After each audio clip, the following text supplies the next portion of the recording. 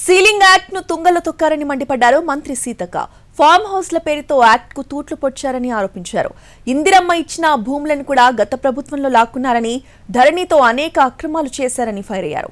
వీఆర్ఓలు తప్పులు చేస్తున్నారని, వారికి అధికారాలు తీసేశారని, మరి వాటిని సెట్ చేశారా అని ప్రశ్నించారు.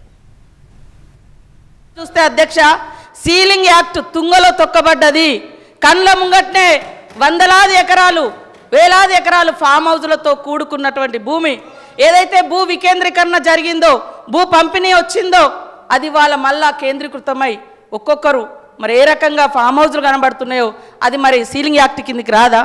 కాబట్టి ఇట్లాంటి అన్నీ కూడా సీనన్న గారు రాబోయేటువంటి భూమాత ఏదైతే చట్టం ఉందో ఖచ్చితంగా ఇవన్నీ మీరు విస్తృతంగా చర్చకు పెట్టాలి.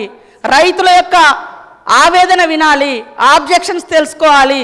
తద్వారా ఒక అద్భుతమైనటువంటి చట్టాన్ని పేదలు కూడా భూమి మీద ఆధారపడి జీవించేటువంటి హక్కును కల్పించే విధంగా తీసుకురావాలని కూడా వారిని కోరుతా ఉన్న అధ్యక్ష.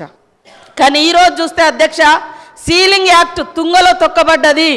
కళ్ళ ముంగట్నే వందలాది ఎకరాలు వేలాది ఎకరాలు ఫామ్ హౌస్లతో కూడుకున్నటువంటి భూమి ఏదైతే భూ వికేంద్రీకరణ జరిగిందో, భూ పంపిణీ వచ్చిందో, అది వాళ్ళ మళ్ళా కేంద్రీకృతమై ఒక్కొక్కరు మరి ఏ రకంగా ఫామ్ హౌస్లు కనబడుతున్నాయో అది మరి సీలింగ్ యాక్ట్ కిందికి రాదా?